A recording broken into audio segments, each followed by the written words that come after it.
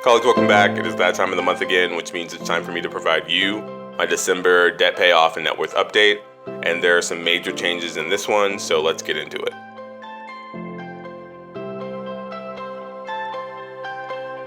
Colleagues, welcome back.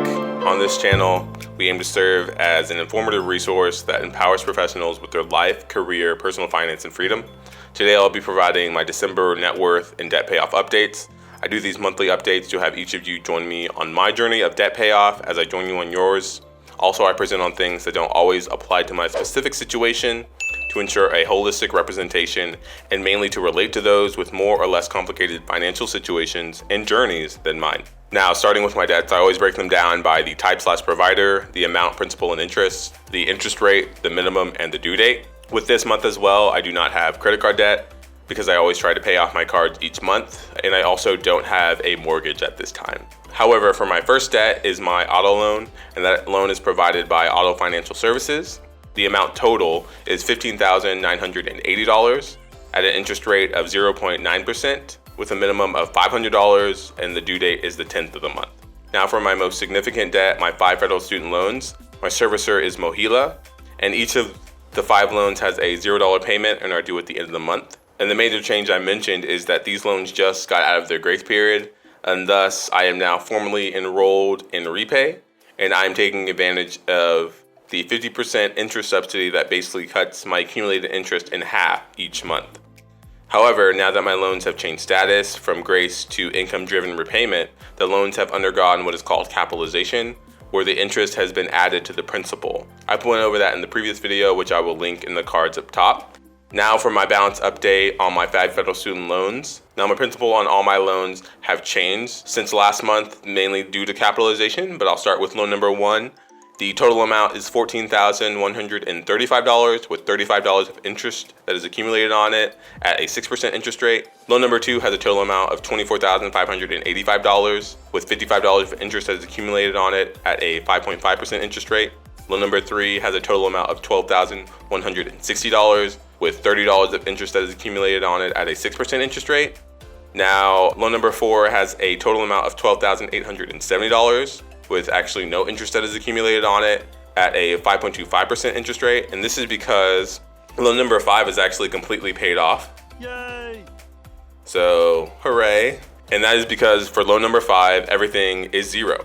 Yep. And this is because during December, I paid a total of $9,720 towards loan number 5 and whatever is left over also to loan number 4. And this was before capitalization. And this is my largest amount paid ever. It's crazy to see how much that was paid. And mainly I was able to pay this large amount due to my continuous travel assignments and the reimbursement, as well as obtaining my quarterly work bonus as a traveler. So super excited to never have to worry about that loan ever again and for moving forward.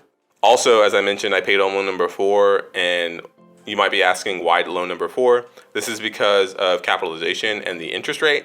And basically, since the interest rate is relatively low on loan number 4 compared to the other loans, and the current interest would capitalize, I decided to reduce that interest by paying it off, as the interest would compound on the principal. And since the interest rate is low, this is a lot of moving parts, but since the interest rate is low, I would likely pay on that one last. So I wanted to pay that interest off first so it wouldn't compound more interest in the future and basically reduce the amount of interest I'd pay in the future. Thus, focusing back on my loans, my student loan debt total for December is a total amount of $63,750 with principal of $63,630 of principal and $120 of interest at a 5.65% average interest rate. Thus, my overall debts for December are negative $79,730, and this is a result of my student loans at $63,750 and the auto loan at $15,980. Moving on to my assets, which I always break down by the type/category, the estimated value, the purchase or inception date. Currently, I don't have assets of individual or government offered investments, real estate, or a business. However, I do have assets of a car, as well as cash equivalents and saving, as well as employer provided 401k investments. Further information about my assets: my car is a compact coupe.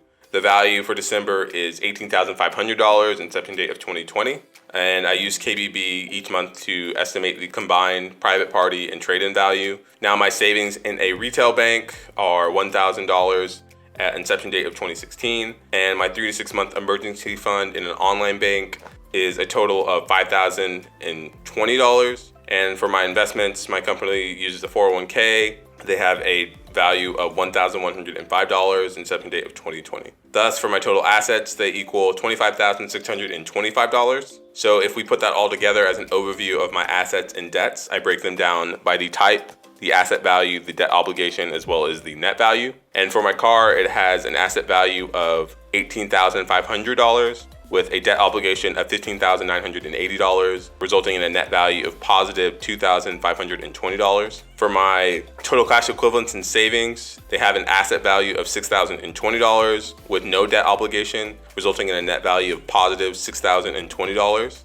My student loans do not have an asset value attached to them, but they do have a significant debt obligation of $63,750 with a net value of negative $63,750. And then my investments in the 401k have a asset value of $1,105 with no debt obligation, resulting in a net value of positive $1,105. Thus, the total difference between my assets minus my debts to give me an estimated net worth is my assets, which are $25,625, minus my debts of $79,730, which equals an estimated net worth of negative $54,105. Lastly, for my assets, debts, and estimated net worth progress in December from the previous month to this month, I always organize them by the type, the value last month, the value this month, as well as the interval change. For my assets, last month they were positive $24,995, and this month they are positive $25,625 with an interval change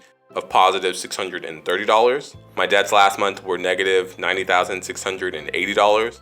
And this month they are negative $79,730 with an interval change of positive $10,950. My net worth last month was negative $65,685, and this month it is negative $54,105 with an interval change of positive $11,580. Putting that all together for December, my estimated net worth is negative $54,105 with a year-to-date change of positive $27,565. So it's really awesome to see significant change made over these months. It's really encouraging. But those will do it for my updates for December. Getting back on track, making significant progress. As always, it's progress, not perfection. Hit the like button if you enjoyed this video and subscribe for more videos to keep you on track with your financial progress. I wish you all the best on your own journey. Later, colleagues.